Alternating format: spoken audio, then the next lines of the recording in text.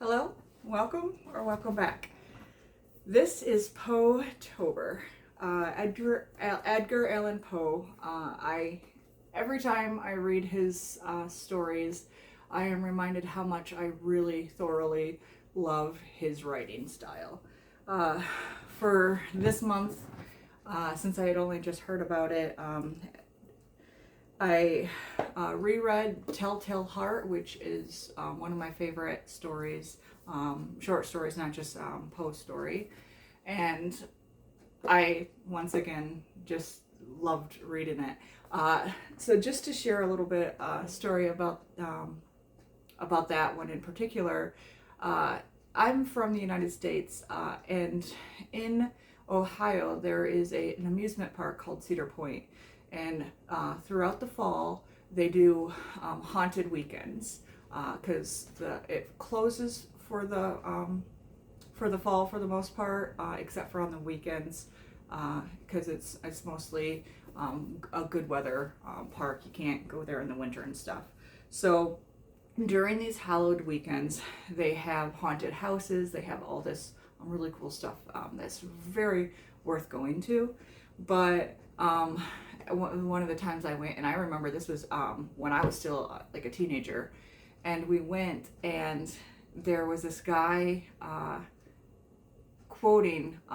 He was basically performing Telltale Heart, and he was in basically haunted house attire. It looked like he was almost like an escaped asylum, or maybe even inmate, kind of like between the two. And he performed it, and he was so brilliant at it. It was eerie just to hear him, go deeper and deeper into that madness. So it has since then remained one of my favorite stories just because of that memory. But for this year, I read The Black Cat for the first time, and it does still have some similar like themes and kind of almost things that happen to Telltale Heart, as well as Cast of Amontillado. And that one, but since I had never read it, I was, at this, edge of my seat, just trying to figure out like what was going to happen, how it was going to end and stuff. And I really did enjoy it. What I really like about Poe, and like this might be just me thinking, because he writes creepy stories. He writes a lot about murder. Like a lot of his stories, especially my favorites, happen to be about murder. But I still find them almost cozy. They're not scary in a sense, because at the end, they all, like all these murders, their conscience gets the best of them and they get found out. And so justice is always served, or like for the most part, like yes, the person died, but the person doesn't go away free. And I guess there's just something comforting about that, that despite the evilness and everything, especially within his main characters, as they're talking about these murders, and these most of the time brutal murders, they ultimately are their own downfall as well. So there's just, I don't know, I guess it's a rewarding experience watching them be the masters of their own fate in that sense. So I did enjoy The Black Cat just for similar reasons that I really love Telltale Heart. And it was actually really hard at first because he's killing a cat, and I have 4 of them and I love cats, but just the way that it all included, in the way that he continually got worse, was interesting. And I just wanted to show, like, I have this really cool copy that I'm looking forward, now I get to share it with you guys. But it has great illustrations throughout, and so you're reading it, and sometimes there's like a quote that's important or something within it, but most of the time it's just this really interesting style of art throughout the book with each story. And so I also read or reread The Raven. I I always I really like The Raven, but I have to admit, like, I don't always understand all aspects of it. Uh, but I recently, and I can't believe it took me this long to realize, but ravens can speak like parrots, and so knowing that, and then rereading it and having the parrot or the raven continuously parrot the word nevermore, nevermore, makes it a bit eerier because it's not just like this magical thing that's happening. It's this real thing that happens. So the bird would have heard it from somewhere. Where did he hear it? Was it this guy continuously saying it, so he's just parroting him?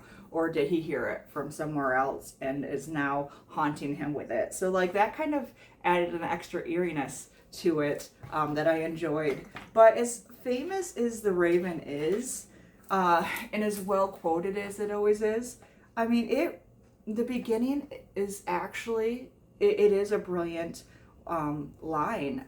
Once upon a midnight dreary, while I pondered weak and weary over many a quaint and curious volume of forgotten lore. Actually, it's just the first line that just sets the mood. So it's a dreary midnight, and he's weak and weary, and you're just wondering, why? What has him feeling such way? Like, those are two very descriptive terms to use for how he's feeling at this night when this raven comes to him and starts continuously haunting and terrifying him. So he's already at his wit's end, and I just kind of want to know what led him there, like the beforehand, why he was so weary and weak already. But once again, that's just me probably reading too much into it, but I just always loved that opening line. And another one of my favorites, I didn't get a time to reread it, and I had already mentioned it, was the Cast of Amontillado. And I just, once again, just enjoy the kind of the suspense. I don't find these, there's some gore and some like eeriness to it, but I just find it more suspenseful than a horror, and I think that's why I enjoy these more than a lot of the horror books and stuff out here. But I just wanted to participate in POEtober, and I wanted to share this awesome book version that I got. I actually got this at Barnes & Noble, and I finally get to share it with you all because it gave me an excuse to reread some of the other ones that I haven't read, or read some of them that I haven't read yet and reread some of my favorites. I still have slowly been making my way through the rest of them, but I have enjoyed most of them, especially when they're telling something like he's commenting on society and stuff. Is very interesting, especially with like the fall of the House of Usher, where he's commenting on like old money and like all that, the way that they lived in England, and how America is doing it better because they're not, living with like the nobles and all those titles and stuff like that. His way of commenting on society and change and stuff at that time, and how the old is decaying and could left decaying can destroy the new type of thing. So he was actually brilliant in the way that he commented on different things within these spooky stories. And so that's why, like, even when you're reading about these murders and stuff, you wonder and start to think what else he might be commenting on just beyond on these murders. So with A Telltale Heart, he was actually retelling or was inspired by an actual murder case, which was interesting because that murder case was an old man, a Captain White, was murdered, and the prosecution was a famous American prosecutor at the time, Daniel Webster. And I just love all those historical connections.